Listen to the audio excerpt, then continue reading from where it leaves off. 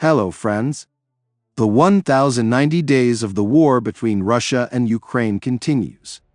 Over the weekend, the Russians finally cut off the main route in the Andriivka pocket and also made significant progress in its eastern part, according to the Deep State map.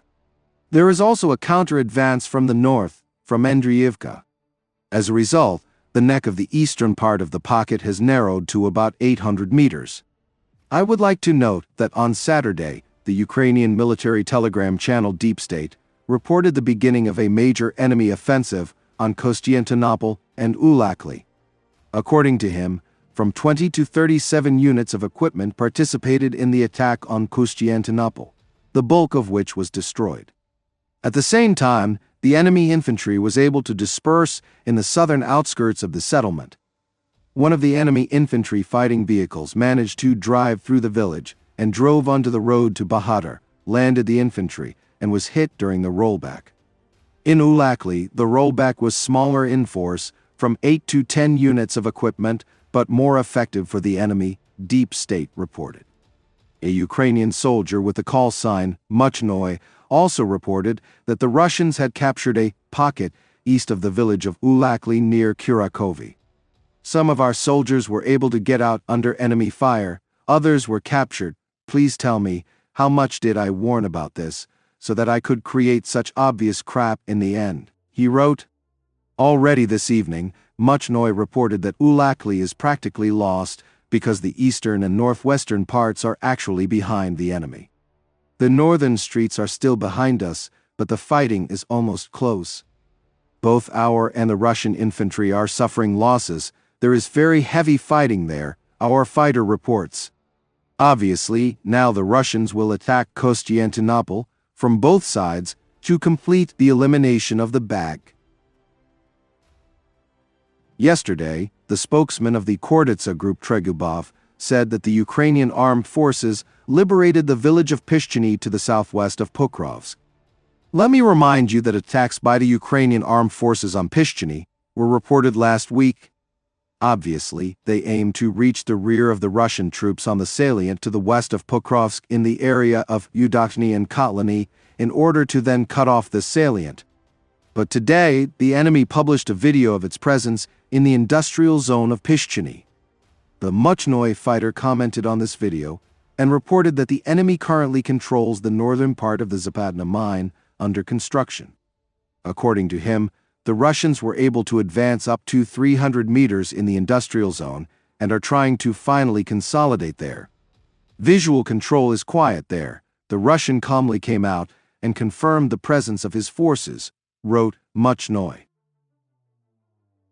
The Russians continue to advance west of Velika Novosilka, where they are advancing almost daily. In recent days, the enemy has crossed the river and entered Novotivadi, and also broke through to Novosilka. Yesterday, Deep State reported that a Russian mechanized column of 4 vehicles with landing troops made, unfortunately, a successful attempt to storm in the direction of the village of Novosilka.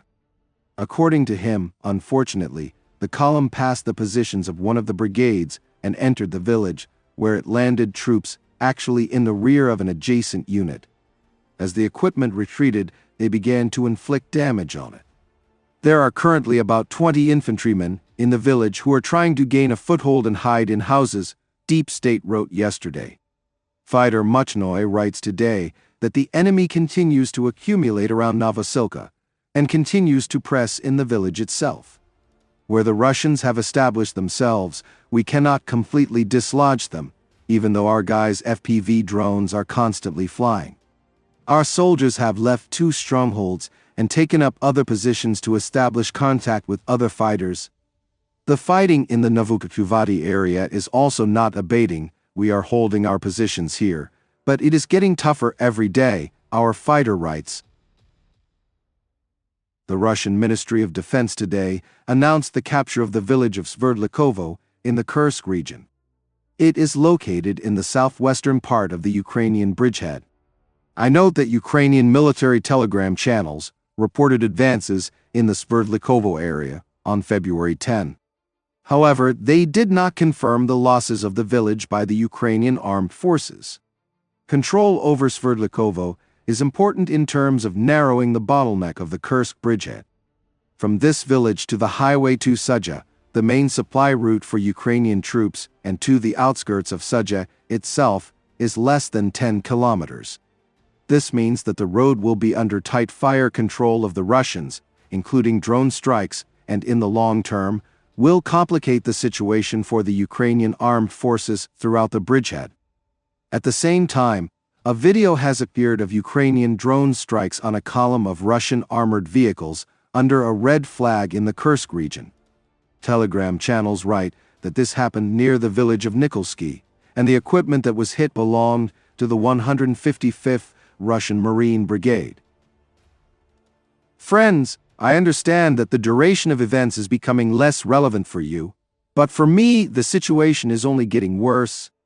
Those who have been with me for a long time know that preparing reports on this channel has become my main job, and I have no other job for obvious reasons. Lately, the channel has had few views, so I ask for your help. If you have the opportunity to support me with a cup of coffee, I will be very grateful. Thank you very much for understanding, and see you in the next video.